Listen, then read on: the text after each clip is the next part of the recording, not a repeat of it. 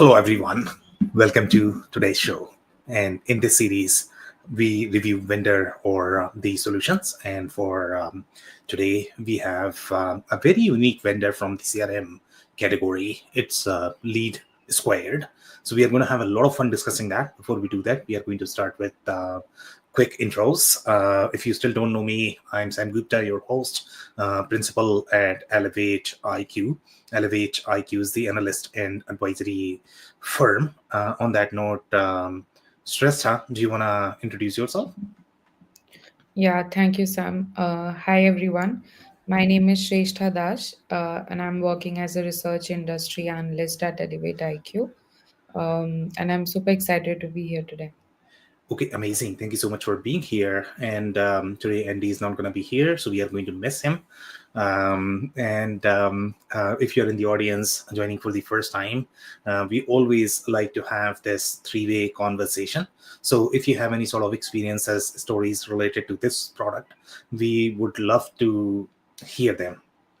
Now, Shrestha, for your benefit, I know that we have done a lot of different CRM reviews. So LeadSquared is a very interesting CRM, and I would say they are relatively newer, even though they have very high valuation as well. I think we always joke about this, that in the CRM industry, in the CRM space, every single company and the vendor is going to have at least $1 billion valuation. And in their case as well, they have extremely high valuation, even though they might not be as well known, I would say. And this is probably one of the best products or the startups that are coming from India. So that is also very unique about them. In the CRM industry, we have Zoho, and then LeadSquared. Overall, from the product perspective, they are pretty good. Now, their target market is very similar to, I would say, if I remember correctly, I think that was the Infusionsoft of or Keep. Now they are calling themselves as Keep. So these two are probably going to have very similar strategy in terms of the industries that they are going after, and these are the industries that are also going to be common with CRMs, such as your Pegasystems, or ServiceNow is now targeting CRM as well. So they are going after these industries because the traditional CRMs, or I should not use word traditional probably. The mainstream CRM, let's use the word mainstream probably. That's not as bad, I guess. And mainstream CRMs, if you look at Salesforce, HubSpot, they are designed for very sales centric organizations. And when you look at these industries, they have very ad hoc, fluid processes, and that's why they are very unique in terms of the way they work. Now, if you want to do this development on top of Salesforce, Microsoft, then you are looking at very long development cycle, and sometimes that could be unpredictable whether you are going to be successful with that or not. So traditionally, I guess, either Salesforce or Microsoft, they probably accommodated these processes or some of the very unique CRMs that were prevalent in these industries. We noticed when we were reviewing ATO, they are targeting these industries as well, because they argued that, you know what, in these industries you are going to require extremely fluid data model. So this is a similar sentiment across the board, that these industries need some sort of change or different platform compared to your Salesforces of the world, Microsoft Dynamics 365 of the world, HubSpot, Pipedrive. Those are probably going to be in very similar bucket. Even Zoho, I guess, is probably going to be very similar bucket as well, just because of their constraining data model. Now, if you look at LeadSquared is going to have very similar strategy. The only difference is that they are providing a lot of pre-baked functionality for these industries. So even if you go for systems such as your Pegasystems and ServiceNow, and some people argue that, you know what, Pegasystems or ServiceNow, they are not necessarily CRM systems, even though they are going to have substantial market share, because when you look at them, they will come across as more of the development platform, BPM solution, rule engine. They might have some CRM processes built on top of that, but it's very hard to relate for somebody who is looking for very standard CRM, which is going to have your leads, accounts, opportunities, etc. Those are the most common CRMs. But in these industries, you are going to have very specific customer journeys. You are going to have very specific customer interactions and very unique business objects. And it's very hard to accommodate these unique business objects in the constraining models of those 4 or 5 or the mainstream CRM systems. So that's where these guys' play is. They also have a little bit of, I would say, price play. And the reason why they have price play is because if you go for HubSpot, Pipedrive, 90% of the private equity owned CRM systems, they are going to have very crafty pricing model. It increases substantially, and sometimes customers don't like that. So if you look at ActiveCampaign, Sugar CRM has very similar pitch, at least for their marketing campaigns. I think they are changing the pricing right now. So there might be changes with their pricing as well. But overall, the whole pricing pitch was very common with your ActiveCampaign, as well as Sugar CRM. There might be some more. The CRM vendors that are competing with the likes of HubSpot, and HubSpot, the price increases substantially overall when you try to use it, when you are going to increase number of emails, number of contacts, and that's a shocker for a lot of businesses, just because they start with free and then all of a sudden you are probably paying $100,000 a year, which could be substantial for a lot of businesses. So that's where I guess these guys are going to have very similar price play as well. And the other things that they are really cheap and good is they are going to have a lot more pre-built industry capabilities as well as reports. So even though your HubSpot and Salesforce, they are going to provide very deep reporting module, but when you have to build these specific reports, you are still looking for substantial consulting help, and that could add up. So that's where the major challenge is. So in these cases, you are going to have these reports built. Some people like it, some people don't. The people who like it because you don't have to pay as much. Some people don't like it because then you get into the proprietary knowledge, and sometimes those reports might not be as fluid. So again, you are going to get mixed feelings in terms of what people prefer. The more industry boilerplate you are going to accommodate in any platform, it becomes very hard in general. That's the sentiment that we get across the system categories.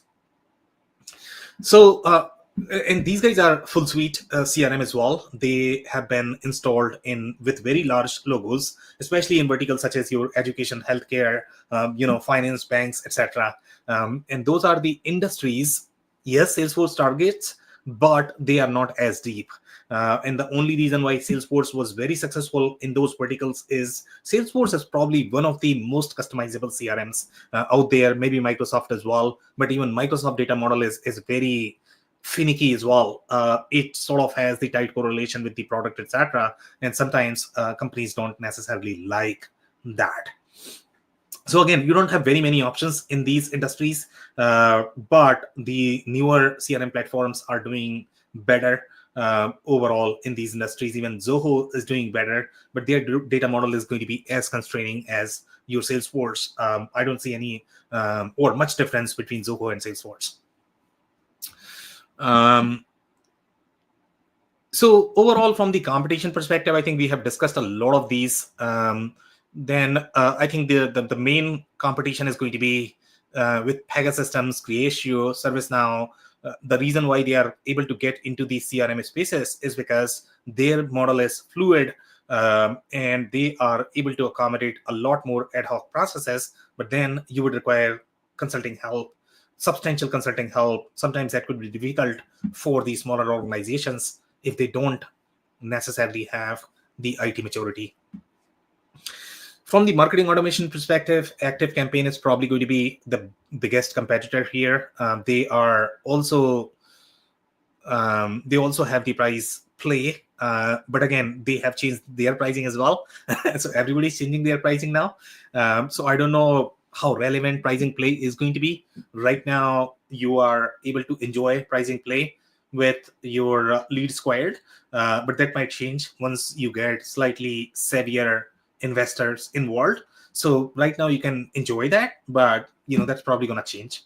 And again, that's all because of depending upon which investors are investing in the platform and they take that strategy. Some names that you might not be familiar with, but they are probably going to be compared with these ones. And the reason for that is if you go to not-for-profit education in these industries, you are going to find very specific CRM systems, and you are most likely going to compare LeadSquared with these ones as opposed to the mainstream ones, just because they are going to have a lot more not-for-profit education-centric capabilities. So the CRMs that you are looking at, the Anthology Reach, Campus Nexus is very common platform. Again, they go very deep into the whole student information management, which is the SIM category, which is very deep as well. So they have a lot more operational capabilities in their platform. They're going to have a little bit of CRM play, but not as much. Then you are looking at Illusion CRM, Element 451, Schoolment, Blackboard CRM, Virtuous. And again, these, some people might argue that they are probably ERP systems, but they barely have any sort of ERP functionality.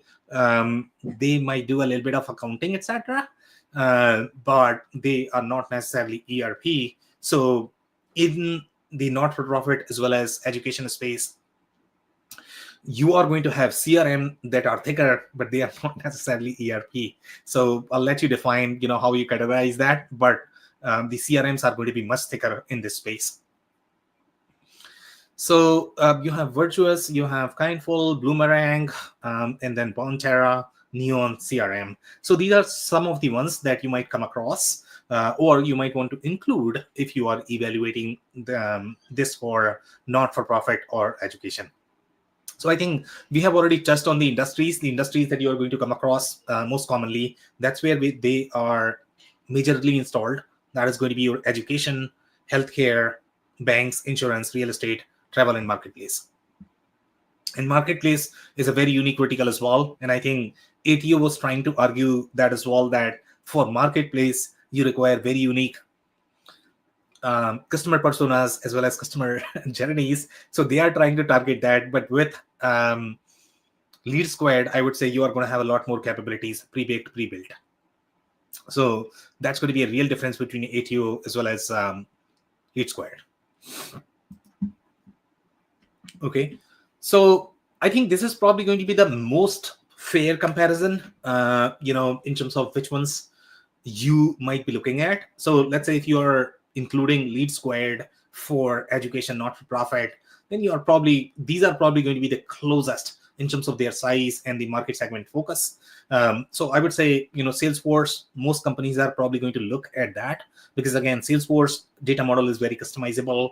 It does have very deep penetration into the majority of the industries, but then you are looking at very expensive customization, and that's where you might save some money with LeadSquared as well. Again, the problem with Salesforce is that it does get expensive with their licensing, with the kind of limits that you are going to have with the licensing tiers. At least as of today, LeadSquared is likely to be slightly friendlier with their tiers and the licensing model. So again, you might save some money there.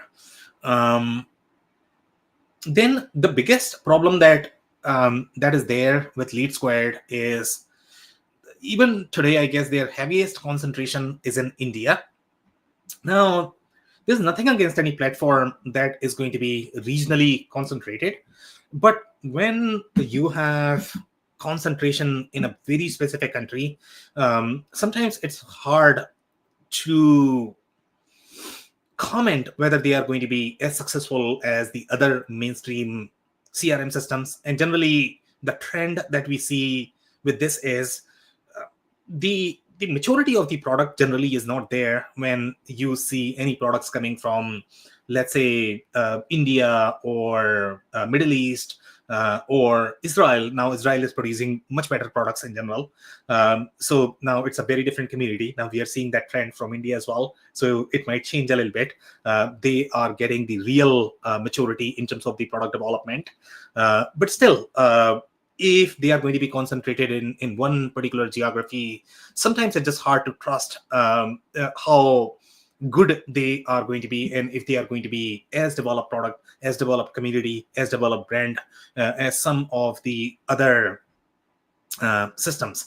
What we generally like to see is we like to see a little bit of spread across the geographies. So let's say if they started in India, but they did well in North America as well, maybe some Europe, then that's a validation for us that no, this is a real platform. But again, based on their valuation, and that's $1 billion, we are fairly excited about this one, that no, they are definitely going to be a mainstream player now. And that's why we have started tracking them, ranking them, that no, this is a real deal here. So that's a little bit of concern with LeadSquared. So I'm not going to get into each of these platforms right now. If you are interested, we have reviewed pretty much everything from here: Salesforce, ServiceNow, Pegasystems. So you might want to check the reviews. They are available on YouTube. You can find by searching for Elevate IQ Salesforce, Elevate IQ ServiceNow review, or something like that. Sometimes it could be harder to find these reviews on our YouTube channel because we have done a lot. If you're struggling to find, and if you're looking for that, you can always reach out to us, and we'll be more than happy to help you with that.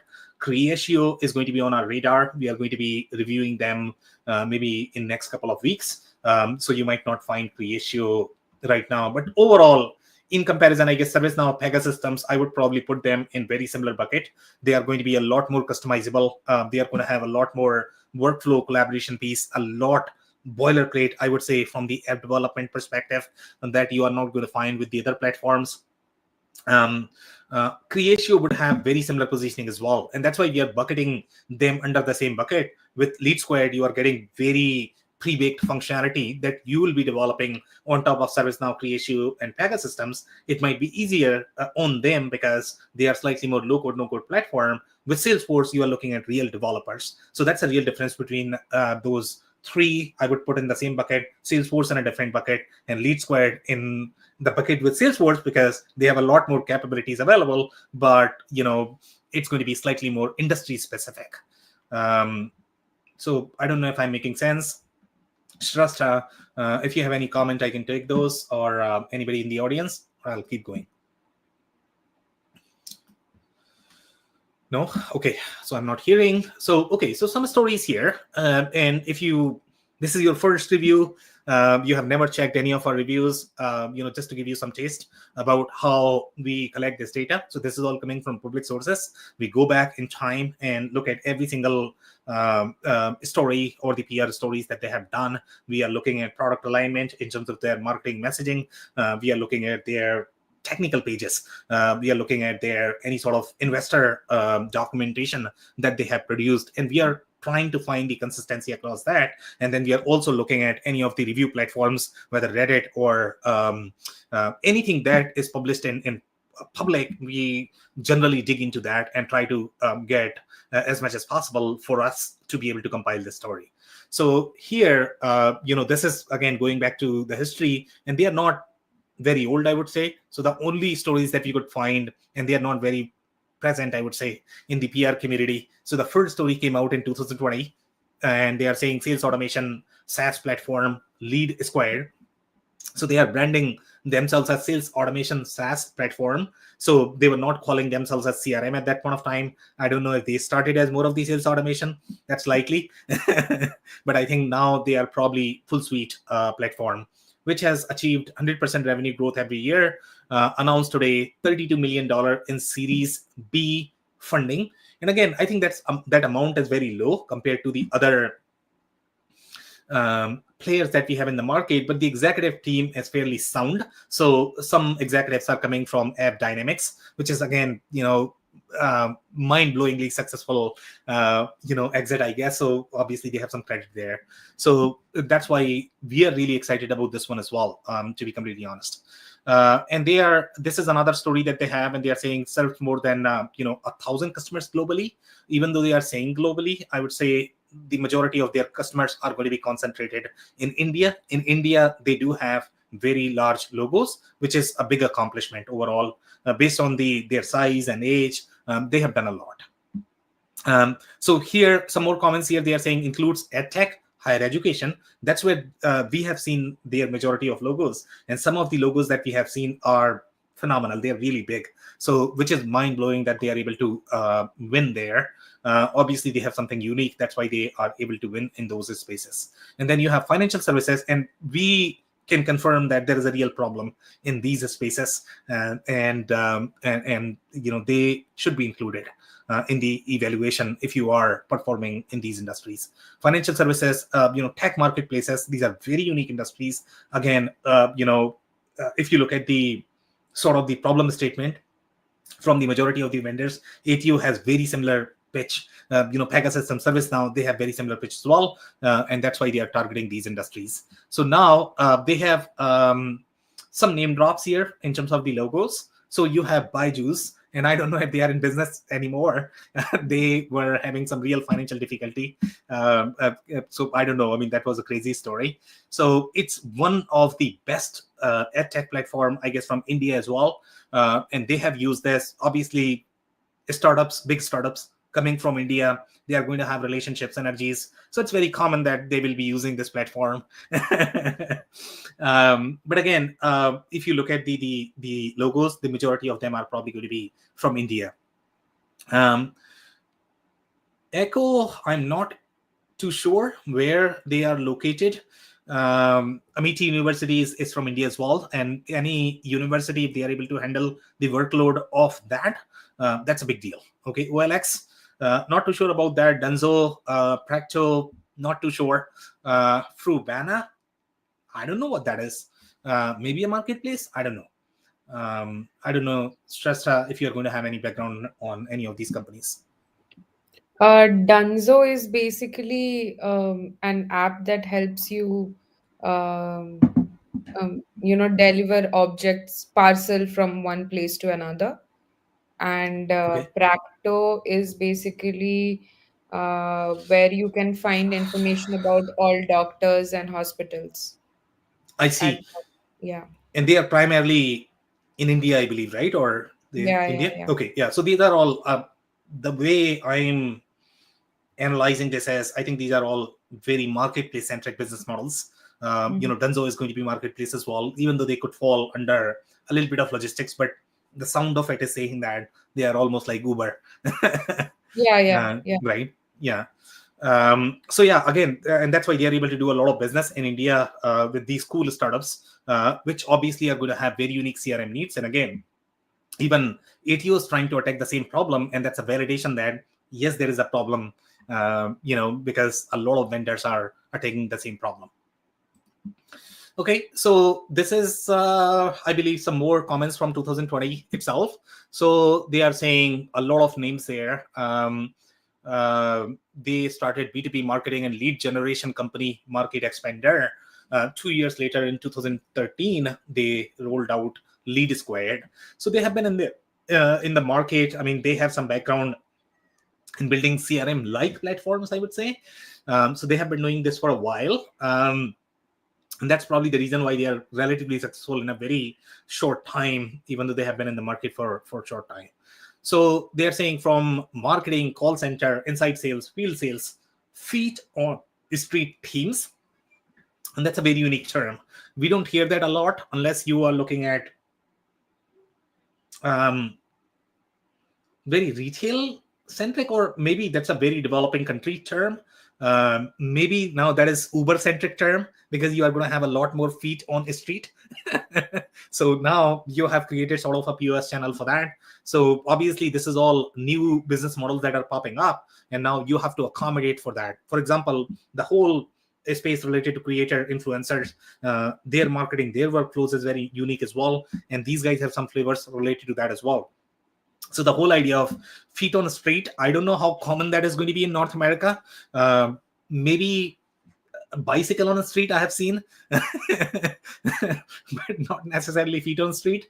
So maybe it's common in India, and that's why they had to develop capabilities for that. Verifications, collections, not necessarily CRM, but they are accommodating great. Sometimes some industries may have that, but it's really not the CRM workflow. Sometimes they might be doing this more from the customer experience perspective, just because this would fall under that, the whole customer portal, vendor portal, dealer portal, and in that you might need to do that. But again, depending upon how you look at CX, sometimes there could be problems with your ERP workflow, because you are sort of sharing the data, you are sharing the master data between two different systems. So how you are going to design the architecture is going to be a question. But it's very interesting that they are able to accommodate all of that. And that's why they are fairly unique, I would say. We have not seen these capabilities with the other CRMs so far. But again, it's very hard to comment whether these would belong to a CRM category or not, unless we see a trend across the platforms, and we can confirm that, okay, maybe industry is moving in that direction. And they are not trying to over engineer something that is probably going to fire back. Vendor onboarding is very debatable topic. I don't know whether you should have your vendors inside CRM. Sometimes that is needed from the CX perspective, but then you are creating the whole P2P category there. So generally you have SRM like software, you have P2P like software. So you are going to have a little fun, I would say, dealing with your procurement teams, because they are not going to appreciate if you're going to keep all of this inside CRM, and you are not going to appreciate when you have to share your CRM data with your procurement team. So there's going to be a little political battle there. So you need to figure out, okay, where your vendors are going to be stored.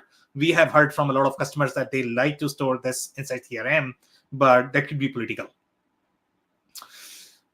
So this is the comment, and they are saying the funding values LeadSquared at $1 billion, making it India's 103rd platform to join the unicorn club. So they are already unicorn, which is a big deal. And in the sort of the enterprise architecture space, the whole ERP, CRM, supply chain space, I don't think there are many startups coming from India. So Zoho and LeadSquared are probably two that we have seen. Others might be maybe marketplaces, etc. They don't necessarily fall under the whole enterprise software category. So there are very few and far in between right now from India. But overall, the product maturity is there now, based on what we have seen. And that's why they are getting a lot of traction from mainstream investors as well. So here in 2022, they are saying they have raised $153 million in Series C funding round that valued it at $1 billion post money. Again, it's a big deal. Okay, so I don't have anything else on this. I'll keep moving. Okay, if we don't have any other comments, I'll keep going here. So these details are coming from their competitor pages. These are their claims, and we are simply validating how true they are. So here they have compared this with HubSpot. So some claims are true. HubSpot gets very pricey in general, and sometimes there are going to be shocks around that pricing. So that claim is right.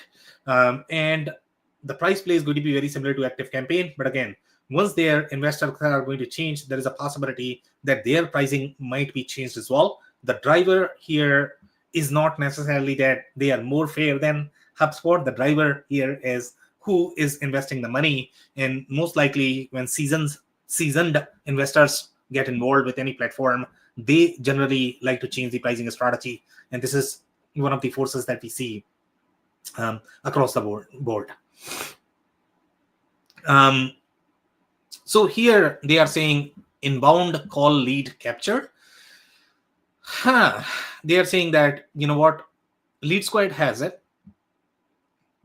HubSpot does not have or limited. I don't know how you define that. But I would say HubSpot has those capabilities as well. There could be layers to it um, in terms of how they are defining it, but I don't see much of a difference between these two based on the data that we have so far. Um, then they have the event lead capture. HubSpot is not necessarily strong with event lead capture. I don't know how strong these are going to be. And this is very unique capability that you are going to require, especially if you are going to be in the not-for-profit education space. And that's why when we look at CRM such as your Marketo, even Microsoft has very strong event capabilities. And sometimes those event capabilities could be as deep as managing the entire workflow. And we have seen that even the likes of your Monday.com, Airtable, as well as Smartsheet are actually trying to get into this game as well. Because again, the workflow is going to be very complex. And sometimes this workflow is also of media companies. And these media companies might be running these events, they might be selling tickets, they might be doing concerts, and again that workflow gets very tricky, very complex. Traditionally that was managed on a spreadsheets. I don't know how thick these guys are going to be because they are not necessarily targeting media, but even for education and for not for profit, they will require substantial event capabilities. HubSpot is not necessarily deep there, so if they have more, that's a big deal. They're saying CMS integration. These guys are going to play with WordPress, and HubSpot is going to have their own native CMS. Now, my problem with this is the logos that they are targeting are obviously very big. Even HubSpot, that if you look at their targeting strategy, they don't necessarily target such large logos, even though they might be deployed there, but mainly from the marketing automation perspective, not as a core CRM. So even HubSpot does not like to go there, even though they have native CMS. For the most part, these CMSs are probably not going to be a fit when you are looking at the workloads like, Amity University, which is going to be very, very, very heavy in terms of traffic. So you might want to go for slightly more enterprise-centric CMS, but they are saying that they get installed alongside WordPress. And WordPress gets very tricky to manage when you're looking at very complex sites. Even for us, it's very hard right now. So that's a little tricky there. I would say, you probably want to look at, slightly more enterprise-centric CMSs there. But they are claiming that they don't have native CMS is their claim, which is true.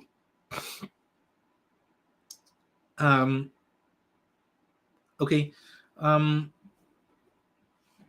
Now, if you look at their competitor pages, so one comment I have here is they have only 3 competitors. And it's always very interesting to see why companies have included their competitors. So it's very likely that they are coming across these competitors very often.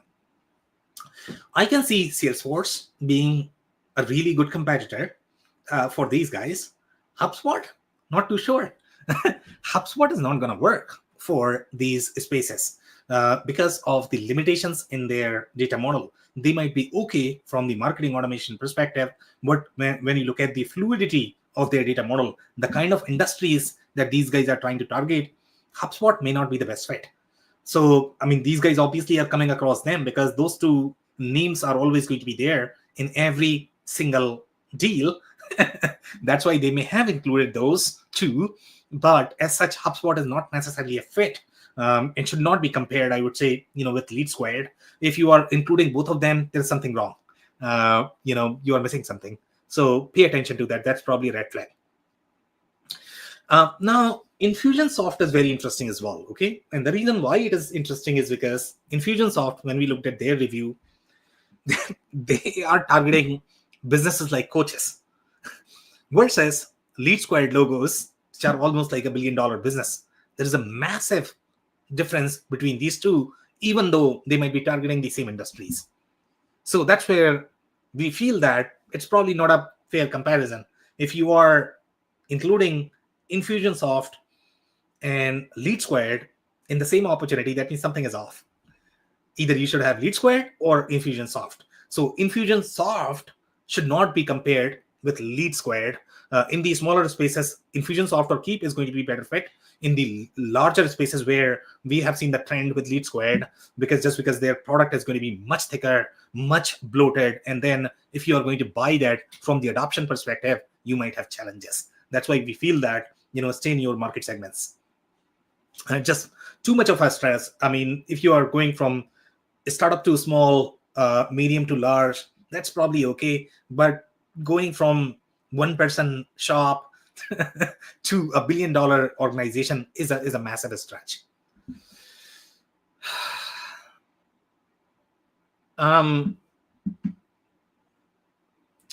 So here they are saying this is the website tracking, and they are claiming that LeadSquared has and HubSpot does not have. That's very interesting. I think what HubSpot is going to argue that this is probably what they are known for. they are really good at any website tracking because they are going to have the native CMS. It might be right that it might be only available in the higher price plans. That might be a true claim.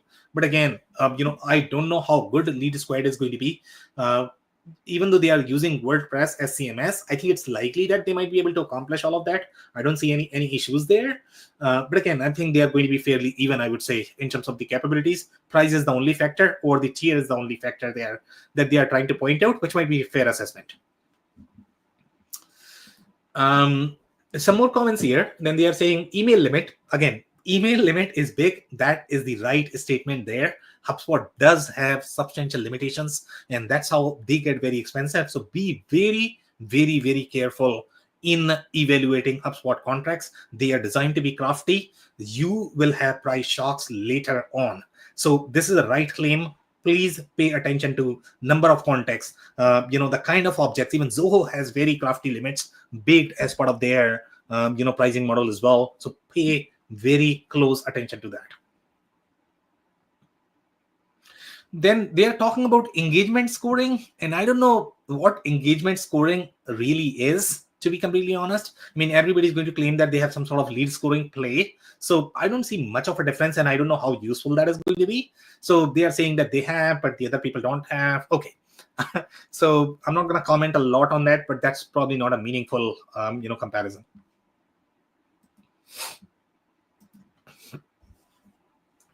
Okay, I'll keep going here. So here we have some more comments related to HubSpot. So we are still continuing with the same review, and some more commentary here. So here the comments are saying in HubSpot, you do not get workflow-based drip campaigns. LeadSquared offers a basic version of this feature. You can also engage your leads through SMS or on mobile. Now, overall, I guess the SMS capabilities are slightly newer for most CRM vendors. Traditionally, they did not include that. I don't know which one was the first, whether it was Pipedrive or HubSpot, but they are trying to develop their SMS capabilities. They are not as strong as of today. So I would say the majority of the vendors are probably going to have very similar SMS capabilities. Now, if LeadSquared has those capabilities baked, then it's a different case. Then they might have a little edge there. But for the most part, when you look at the workflow-based drip campaigns, I don't think HubSpot is going to agree with that comment. HubSpot is sort of known for their workflows, and their workflows are one of the strongest. In fact, I mean, you can shove in the custom code, even though there are going to be limitations with that as well.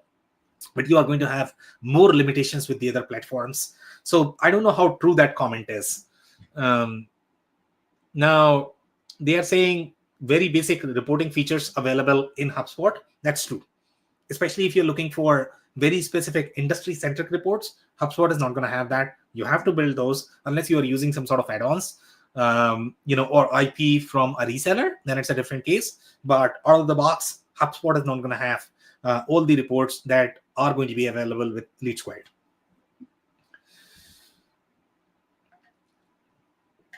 They are saying all reporting features is still charged extra in HubSpot.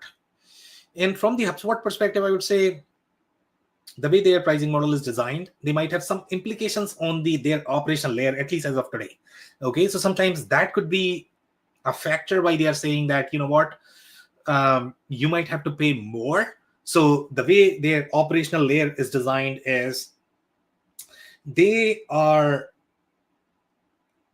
anytime you're going to have any sort of custom coded actions, that's where you would require that, operational layer. That's where they're going to have dependency into those. So if you're building any sort of complex reports, you might not be able to do that. And then HubSpot is going to say, you know what, now you have the price increase here. So that's where you are going to notice a little bit, I guess, that could be a factor that they might be talking about here. So yes, there is extra charge, but it's not necessarily reporting features. I would say it's the dependency on those features, some additional technical features that you are going to require. So partially right, I would say. Now they are saying HubSpot may require intensive learning and LeadSquared is comparatively easier to learn.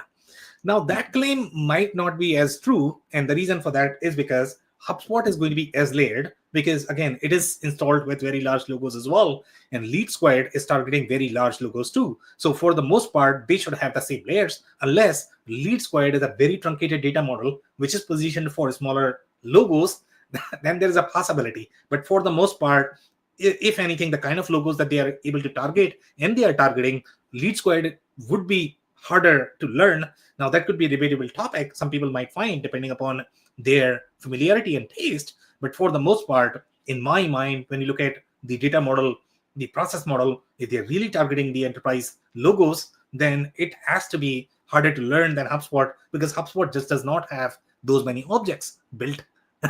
So that would be our assessment on this. If you guys don't have any comments, I can take those, or I can keep going here.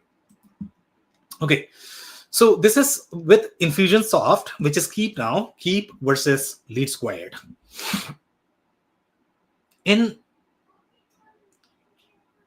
So they are saying it allows the user to automatically check in when he starts the day, and this is the quote that we got from these pages. So they have this view, the map view, and we were wondering, okay, how is this map view going to be used, because we haven't never seen that before.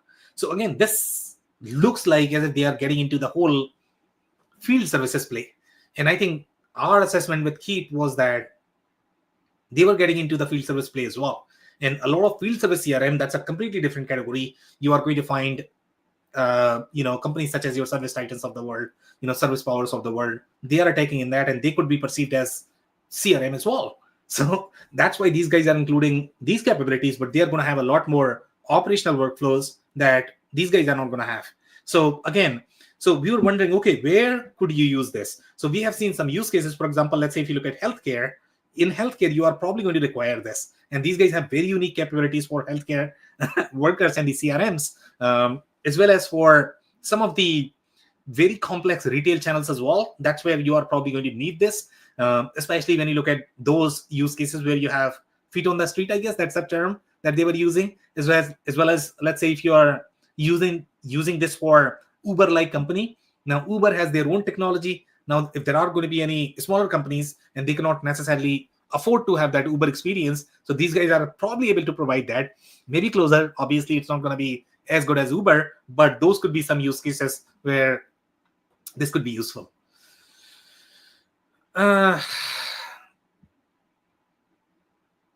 Okay, so I don't have anything else here that I want to hit on, so I'll keep going.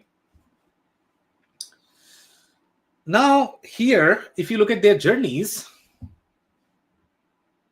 they are able to do certain things that would be extremely challenging, extremely challenging with the likes of HubSpot and to some extent Salesforce as well. Even though Salesforce is very highly customizable, but they have limits as well. Zoho. So for example, the challenges that you are going to get into, and some of these are payment workflows. Now, if you ask any educational institutes, they are probably going to ask you to include these payment workflows inside your CRM, even though that could be perceived as more of the ERP functionality. But from the customer interaction perspective, from the customer journey perspective, this is almost like a commerce, but different kind of commerce, because it's not a pure play commerce that you are going to see in the retail centric industries. So that's where you have the payment flow. And that's why if you look at HubSpot, they have also introduced the payment workflow right now. I mean, they are, that was their recent story, if I remember, that they are including that. So they are getting into the whole payment game, but they are getting into payment game because of their SaaS customers. They are trying to bring the whole subscription, business model as part of that. So that's very interesting as well. So these guys are able to do that, and maybe now HubSpot needs to do this because these CRMs are sort of attacking, targeting their market. So obviously, it's very interesting where the industry is going. Now you are going to have things such as your online exam. Now, online exam could be a very thick workflow. The number of steps that you are going to have, the kind of approvals that you are going to have, the kind of personas that are going to be interacting with your journeys. In 90% of the cases, the data model that you have from the traditional CRM perspective, they are not enough to be able to accommodate these workflows. But somehow these guys are claiming that they are able to do that, and that's where I see massive edge for LeadSquared if they are really able to do that. We could not see that in their data model. We did not see if something like this is already built. So I don't know at this point of time how they are able to manage, but as such, it's not there in their visible in their documentation. But again, if they are able to pull this off, that's a big deal, guys. And this is where systems such as your Pega systems or ServiceNow are doing much better, because these workflows are going to be highly customizable. And sometimes it's very hard to commit to these workflows because they are ever changing. They are not going to be as formalized, as standardized that you are going to find in the traditional, manufacturing centric industries or the retail centric industries. So that's where the real challenge is. And that's why these CRMs or industries are very unique in general.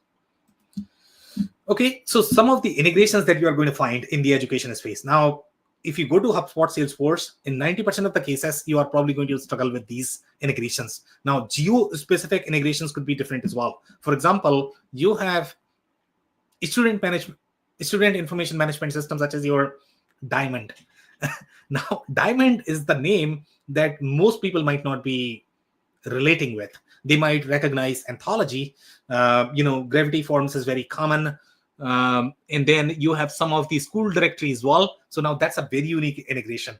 If you have to build, then you are looking at very custom build. So that's why the geo matters as well, even for a CRM, where their majority of the integrations are. So you need to evaluate that. And based on these integrations, you can analyze that they have higher penetration in India because their integrations are supported from that perspective. Anthology is going to be very common. Urban, again, very, very, very unique. You will struggle to find these integrations with your HubSpot as well as Salesforce. They are not going to be as penetrated in these spaces. I'll keep going here. So now this is the mobile app for field care operations. Again, our take on this is going to be, I think you need to figure out your architecture, because yes, these CRMs can accommodate these workflows, but how this is going to marry with the other field service centric systems that you might be using in your architecture, I think that's where you are going to struggle as a customer. So you need to do a little assessment in terms of what is going to be the role of the field service software, unless these guys are trying to become the whole field service category, which is very, very, very, very different. Obviously, even Salesforce cannot support some of those workflows as of today. But obviously, these guys have very deep capabilities for the field service. And in our mind and in our experience, this would fall under the whole CX play. So they are not doing anything off here, and they have very unique integrations for this as well. So for example, let's say if you look at healthcare specific integration, now they have to integrate with EHR. So here we are looking at Dr. Chrono. Okay, you have Athena Health. Athena Health might be known, Dr. Chrono, not so much. So again, they have very specific integration from very specific, industry as well as geos. So you need to do a little bit of due diligence there. And then if you look at the insurance verification tools in healthcare space, that is going to be very common as well. So you could have at least 1,000 integrations there. So again, that could vary based on your geo. So even though you are able to find a technical platform, but you still have to evaluate these integration, whether they are going to have those for your geo, for your specific industry or not. I don't have anything else here. I'll keep going. This is the insurance page. And insurance is a very different industry. The kind of customer journeys as well as the user persona they are going to have, it's just different. It's a very, very, very, very different workflow. You will have nightmares to accommodate this inside Salesforce and HubSpot. Be super careful because this gets very complex. Okay. And again, the CRM systems, they were never designed for these thick workflows. They are going to call, hey, that's ERP, that's not me. But then you have to accommodate if they sort of fall under this whole CX bucket. So here you are going to have personas such as your, what do you have? You have health insurance, you have life insurance, you have motor insurance. And sometimes these CRM vendors are going to argue that, you know what, that is just a category. What's the difference? You can probably have a field there and you can label them as you like, but their journeys are going to be different as well. So that's where things get really difficult. The way they are going to integrate with workflows as well, that's going to be substantially different. And that's where we feel that these are completely different business objects. The call center, field agents, they are going to have very different workflow compared to your traditional sales centric CRM systems. And then if you look at the workflow, it's just different. It's very different. For example, let's say if you look at bought childcare future plan, pending renewals, post-service feedback, late premium payment. Again, these are just a sample of these workflows. But if you analyze all of the requirements that they are going to have, it gets very complex in these industries. And that's why these industries are very unique from the CRM perspective. Okay, they have things in the banking space as well, and we had seen these layers with Pegasystems, and that's why we believe that Pegasystems was much superior fit for the banking industry. Now ServiceNow may be able to do similar things as well. I don't know if they have KYC workflow, but KYC gets very tricky as well. And the whole CRM workflow is very thick, very unique in these industries. So that's why the likes of Salesforce, they are probably going to struggle in these industries. And again, in retail banking, debt recovery, corporate banking, all of these industries are going to have very specific processes that you will struggle to accommodate in these standard CRM systems. I'll keep going here. Real estate is very unique as well, and you have some very real estate centric CRM systems. So you have things such as your channel partners, the kind of connectors you are going to have, the kind of integrations you are going to have, they are going to be very unique. So again, be super careful with the real estate industry as well. And these guys are able to do that. I don't know how many logos they have. They have a lot of logos in the education, healthcare space, real estate. I don't know, but this gets very complex as well. And again, in real estate as well, the sub-verticals are going to have very different workflows. So even within real estate, you might have challenges because you might have layers of construction that might have a workflow of payment, retainer. It gets very deep. Okay, travel is the industry that we saw with Keep as well. And travel, again, it's a very different beast. Be careful with travel. And that's why these guys may be getting included with Infusionsoft Keep. They had presence in travel. I don't know if we have seen any other CRM systems that specifically targeted travel. I don't believe so. Pipedrive was not doing anything there. HubSpot definitely. I mean, they are not very industry specific. Yeah. So again, travel to CRM systems that we have seen so far, and it seems like they're able to win some logos there. Now, even manufacturing, there are some layers. So if you look at manufacturing, you are probably going to think Sugar CRM. They're really strong there. They have very tight alignment with a lot of different ERP systems. The workflows are very different. The CPQs are very different. The estimation flow is very different. But now we are seeing even more interesting scenarios. For example, you have the whole, what is that called? The whole MDF process, the channel management process. You are going to have many different dealers, but they are going to have their own influencers as well. So if you are tracking all of those deals, that's where it becomes very complex. So how are you going to attribute the deals to them, but then you might get into the whole SNOP workflows as well. So who's going to manage that workflow? Is it going to be inside CRM, or is it going to be inside some of the supply chain centric software? So that is the decision that you need to make. But it's very interesting that these guys are able to cover a lot of that. A lot of this would fall under the CRM category. So maybe other CRM systems, at least the ones that are targeting manufacturing, we are probably going to see these layers as well in their systems too. Now, this is our problem. Okay, so when we look at fancy marketing hype, it's all great, right? Sounds great. But when you look at the data model, we are not seeing anything special here. Okay, it's a very similar data model, API structure. When you review that, the only difference that we have seen is with entity sharing.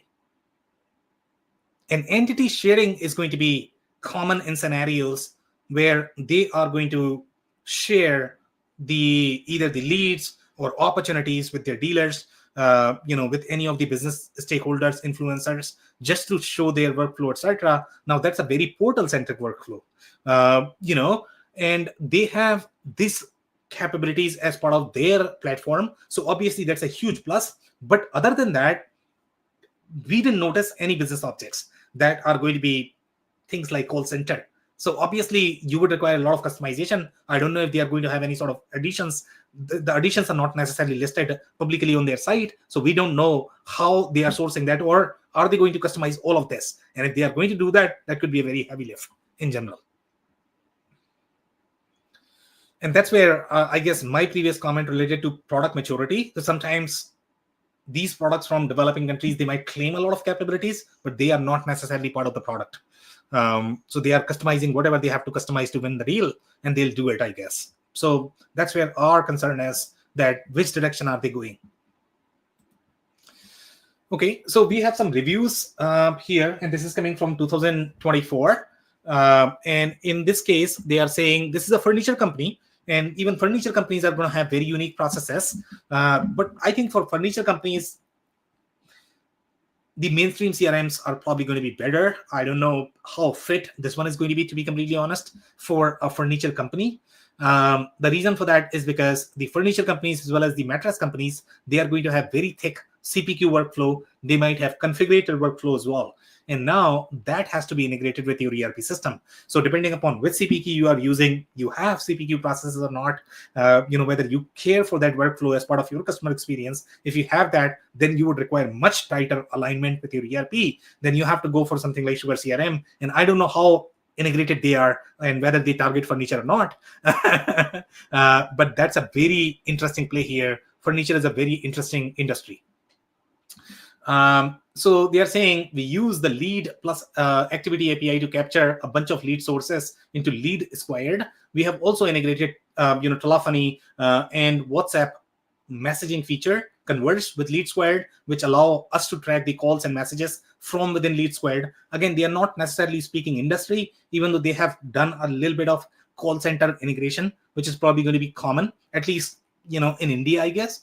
I don't know how common this is going to be in North America probably, or the other developed countries, to have very busy call center in a furniture shop. I don't know. They might not have that. Banks, insurance, I can understand. Here they are saying good automation tool, which I can update lead fields, send WhatsApp messages, send emails, create tasks, wait for events. Again, I don't know how many furniture companies are going to be really big on WhatsApp. India, it's very common because WhatsApp is a main channel. Maybe other companies are going to get there, but as of today, they don't have that. They are talking about Sierra report marketing tool is counterintuitive and unnecessarily complex at times. I don't even know what Sierra report means. Maybe that is their proprietary term.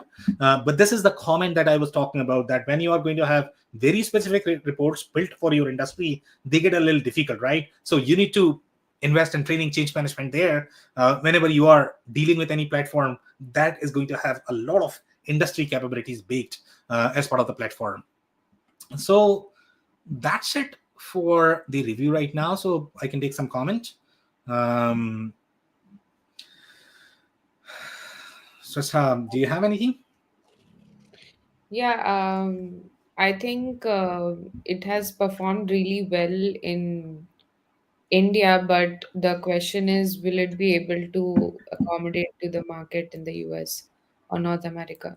Like, so, yeah, like most of their educational workflows, I think, were based on since it also had customers like Byju's, so I think they must have used that for that purpose. So I feel like it's very catered towards Indian market, but I don't know if it can perform well.